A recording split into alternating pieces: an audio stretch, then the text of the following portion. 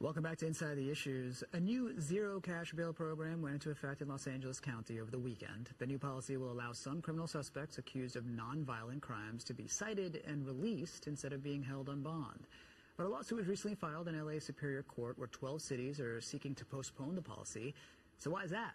For more on the new program, we're joined by political consultant Jasmine Canick and former LA City Councilmember Dennis Zine. Dennis and Jasmine, thank you so much for being here tonight. Thank you. Let's talk a little bit about the zero cash bail policy and some of the underpinnings behind it. I mean, the idea here is that your ability to pay should not be key as to whether you are held in jail after your arrest and your charging. Just give me a sense, Jasmine, I mean, what do you think about this policy? So just to begin with, I'm not an abolitionist, so I don't believe in letting them all out, but I also don't believe in locking them all up.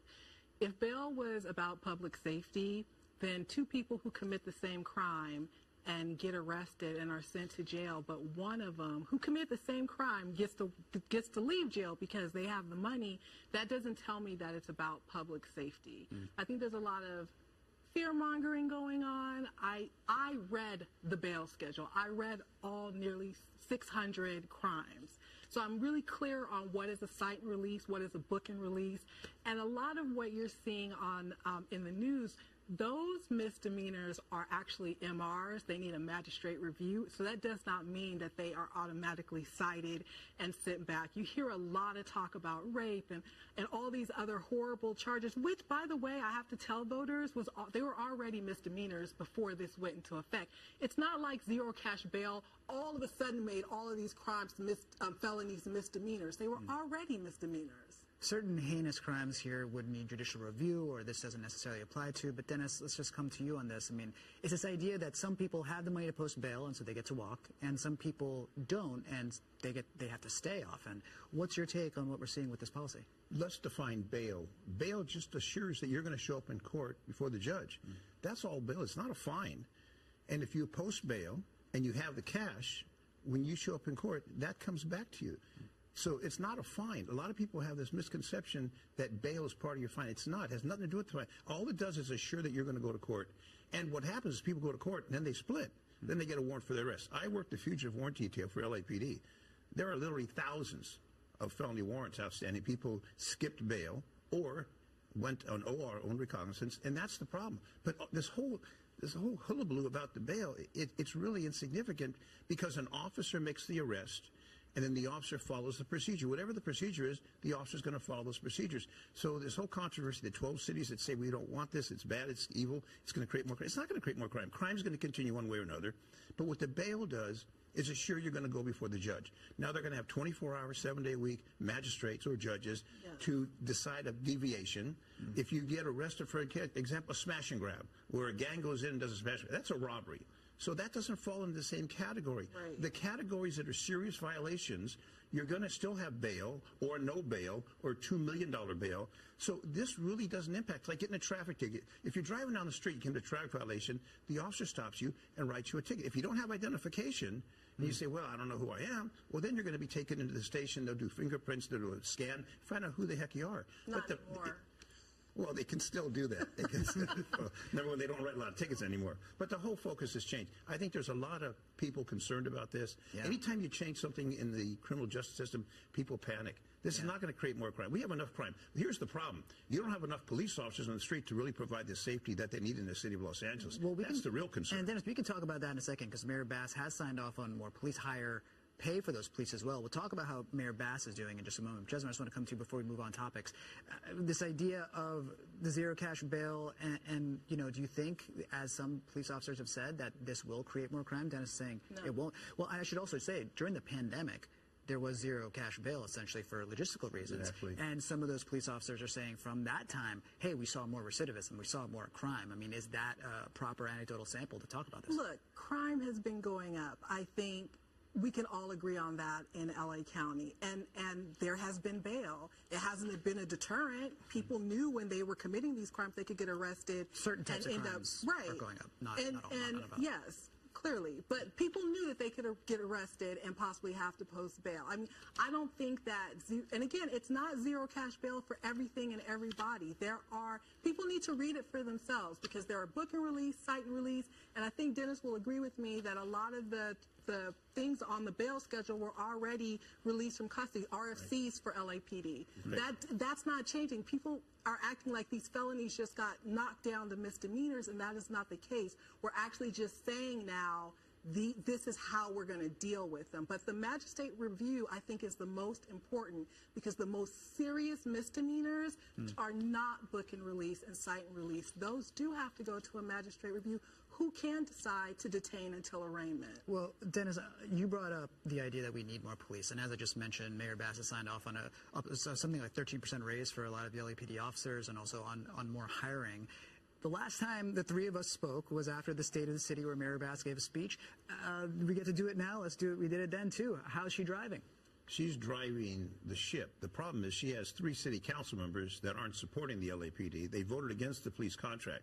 Those 3 council members are doing disservice to their constituents and all the people of Los Angeles. You got 15 council members. 3 of them voted no on the police contract. That's outrageous to think they're going to vote no. I was there for 12 years. Never would we see anyone vote no on a police contract. Well, Dennis, and we can talk about LA City Council, and I want to, and especially when it comes to redistricting and how they're doing. And she fought them for this, and they didn't go for it. And so they didn't. And we can talk about those council members in a moment. But for Mayor Bass, there's Inside Safe. There's this idea of expanded hiring. She's dealing with migrant buses that are coming through. Also, it's organized. You talked about smash and grabs, organized retail theft task force she started. She's doing good. I'm not going to complain about Mayor Bass is doing good, and I know her from before she became mayor. She's a good lady who's doing good, but she's got to work with the system. The system is the city council, municipal government, city of Los Angeles. But let me tell you right now, as of right now, they got 8,991 LA police officers. Now I think of that, 8,991.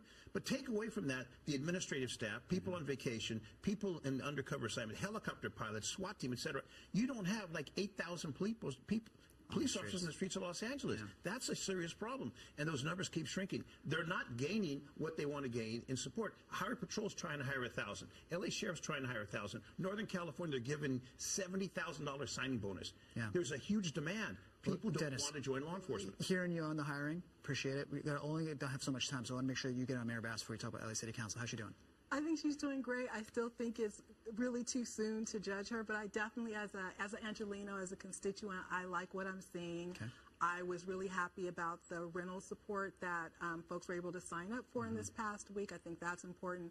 Inside Safe, I've actually witnessed myself folks being helped into services, and I think that's great. That's our biggest problem facing us right now as a city, even more than crime, is the fact that we're Here's another problem we have. We have a crisis of confidence in LA governance. We can talk a lot about what we've been seeing in the scandal. Mark Lee Thomas from when he was on the Board of Supervisors, Mitch Englander, Jose Huizar. Just tonight we're hearing from LA Times, John Lee's apparently violated some government ethics codes from before when he was elected in 2017 on a trip to Vegas. He worked for Mitch Englander at the time. And this is exactly right. And so we have here an issue of restoring trust. One way to do it, possibly redistricting, adding more districts. Is that something that you feel, we'll start with you, Dennis, because you're shaking your head. I think you know what you're going to say. But will that help? And if not, what will? If you want to spend $1 billion to tax dollars, which is what it's going to cost to do everything they want to do, reform City Hall, remodern City Hall, blah, blah, blah, the staff, et cetera, it's not the solution. You need an ethics commission that does their job. The ethics commission in the city of Los Angeles is a joke. They don't do what they're supposed to do to make sure it's a clean operation. I did 12 years there. I never got involved in scandals. I was never indicted for anything. And all of a sudden, I look at my colleagues that I worked with. They're all getting indicted. It's like, what's going on? Margaret Lee Thomas goes before a jury, gets convicted, and then still doesn't admit guilt. And the co-conspirator admits that she did wrong. I mean, it comes to ridiculous. And people need to look at the people that are going to vote and make sure they're going to vote for some. One reason why he's not admitting guilt is like they're still trying to preserve appeal. We just have a minute left, so just tell me what's going to restore the credibility. First of all, get Kevin De Leon off the city council. I think a lot of us, particularly black Angelinos, are still appalled by the fact that he's on the city council. I am for expanding it. The minute they do, I will definitely be running. I think that folks, we get mad at the people that we put into office and keep there. That's part of the problem, too. You were elected. I worked in City Hall for a council member.